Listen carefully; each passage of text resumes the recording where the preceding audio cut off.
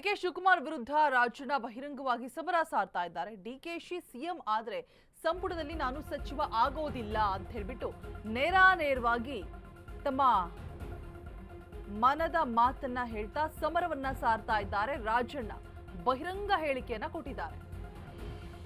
ಸಂಚಲನವನ್ನ ಸೃಷ್ಟಿ ಮಾಡ್ತಾ ಇದೆ ಮಾಜಿ ಸಚಿವ ರಾಜಣ್ಣ ಅವರ ಹೇಳಿಕೆ.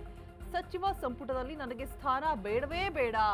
ಇನ್ ಕೇಸ್ ಡಿಸಿಎಂ ಏನಾದ್ರೂ ಡಿಕೆಶಿ ಏನಾದ್ರೂ ಸಿಎಂ ಆದ್ರೆ ಸಂಪುಟದಲ್ಲಿ ನಾನು ಸಚಿವ ಆಗೋದಿಲ್ಲ ಅಂತ ಹೇಳ್ಬಿಟ್ಟು ಡಿಕೆ ಸಿಎಂ ಆಗ್ತಾರೆ ಅಂತ ನಾನು ಹೇಳಿಲ್ಲ. ಆದ್ರೆ ನಾನು ಯಾವತ್ತೂ ಕೂಡ ಅಧಿಕಾರ ಹುಡುಕಿ ಹೋದೋನಲ್ಲ. ಅಧಿಕಾರ ಬಂದ್ರೆ ಏನೆಲ್ಲ ಮಾಡಬಹುದು ಅಂತ ತೋರಿಸಿದ್ದೀನಿ. ನಾನು ಯಾವತ್ತೂ ಅಧಿಕಾರವನ್ನ ಹುಡ್ಕೊಂಡು ಹೋದೋನಲ್ಲ. ನಾನು ಅವ್ರು ಸಿಎಂ ಆಗ್ತಾರೆ ಅಂತಾನೂ ಹೇಳ್ತಾ ಇಲ್ಲ.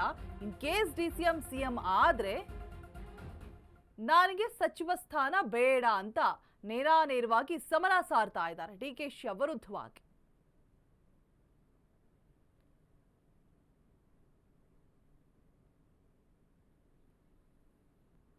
ಈಗ ರಾಜಣ್ಣ ಹೇಳಿರುವಂತಹ ಈ ಮಾತು ಸಂಚಲನವನ್ನ ಸೃಷ್ಟಿ ಮಾಡ್ತಾ ಇದೆ. ಯಾಕೆ ಹೀಗೆ ಹೇಳಿದ್ರೂ ಗೊತ್ತಿಲ್ಲ. ಆದರೆ ನೇರವಾಗಿ ಡಿಕೆಶಿಯ ಮೇಲೆ ಸಮರವನ್ನ ಸಾರ್ತಾ ಇರುವಂಥದ್ದು Rajanna. In case DCM DK Shivakumar ಅವರು ಸಿಎಂ ಆದ್ರೆ ನನಗೆ ಸಚಿವ ಸ್ಥಾನ ಬೇಡ ಅಂತ ಹೇಳ್ತಿದ್ದಾರೆ. ನಾನು ಯಾವತ್ತೂ ಕೂಡ ಸ್ಥಾನವನ್ನ ಅಧಿಕಾರವನ್ನ ಕೇಳ್ಕೊಂಡು ಹೋದವನಲ್ಲ. ಬಟ್ ಅಧಿಕಾರ ಬಂದ್ರೆ ಏನು ಮಾಡಬೇಕು ಅನ್ನೋದನ್ನ ನಾನು ಮಾಡಿ ತೋರಿಸಿದ್ದೀನಿ ಅಂತ ಹೇಳ್ತಿದ್ದಾರೆ. ಬಹಿರಂಗವಾಗಿ ಸಮರ ಸಾರ್ತಾ ಇರುವಂಥದ್ದು. ಸಂಪುಟದಲ್ಲಿ ನಾನು ಸಚಿವ ಆಗಲ್ಲ, ಡಿಕೆಶಿ ಸಿಎಂ ಆದ್ರೆ ಅಂತ ಹೇಳೋದ್ರ ಮುಖಾಂತರ ಬಹಿರಂಗವಾಗಿ ಡಿಕೆಶಿಯ ಮೇಲೆ ಕಿಡಿಕಾರ್ತಾ ಇದ್ದಾರೆ. ಸಚಿವ ಸಂಪುಟದಲ್ಲಿ ನನಗೆ ಸ್ಥಾನ ಬೇಡ ಅಂತ ಕೂಡ ಹೇಳಿದ್ದಾರೆ.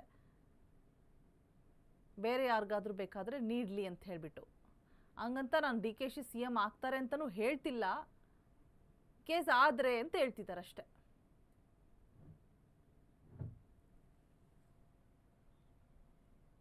ಬೇಕಾಗಿಲ್ಲ. ನನಗೆ ಯಾವ ಸ್ಥಾನನೂ ಬೇಕಾಗಿಲ್ಲ. ನಾನು ಮೊದಲೇ ಹೇಳಿದ್ದೀನಿ, ಶಿವಕುಮಾರ್ ಮುಖ್ಯಮಂತ್ರಿ ಆದ್ರೆ ಅವನ ಮುಖ್ಯಮಂತ್ರಿ ಜಾಗದಲ್ಲಿ ನಾನು ಸಚಿವ ಆಗೋದಿಲ್ಲ ಅಂತ ಹೇಳಿದ್ದೀನಿ. ಈಗಲೂ ಅದಕ್ಕೆ ಬದ್ಧ. ಬೇಡಪ್ಪ, ನನಗೆ ಬೇಡ, ನನಗೆ ಸಾಕು, ಇನ್ನೊಬ್ರಿಗೆ ಅವಕಾಶ ಕೊಡ್ಲಿ. ಯಾರು ಆದರೆ ಏನ್ ಹಾಗೆ ಬಿಡ್ತಾರೆ ಅಂತ ಅನ್ಕೊಂಡಿದ್ದೀರಾ? ನನಗೆ ಯಾವ ಸ್ಥಾನನೂ ಬೇಕಾಗಿಲ್ಲ. ನಾನು ಮೊದಲೇ ಹೇಳಿದ್ದೀನಿ, ಶಿವಕುಮಾರ್ ಮುಖ್ಯಮಂತ್ರಿ ಆದ್ರೆ ಅವನ ಮುಖ್ಯಮಂತ್ರಿ ಜಾಗದಲ್ಲಿ ನಾನು ಸಚಿವ ಆಗೋದಿಲ್ಲ ಅಂತ ಹೇಳಿದ್ದೀನಿ. ಈಗಲೂ ಅದಕ್ಕೆ ಬದ್ಧ. ಬೇಡಪ್ಪ, ನನಗೆ ಬೇಡ, ನನಗೆ ಸಾಕು, ಇನ್ನೊಬ್ರಿಗೆ ಅವಕಾಶ ಕೊಡ್ಲಿ. ಯಾರು ಆದರೆ ಏನ್ ಹಾಗೆ ಬಿಡ್ತಾರೆ ಅಂತ ಅನ್ಕೊಂಡಿದ್ದೀರಾ?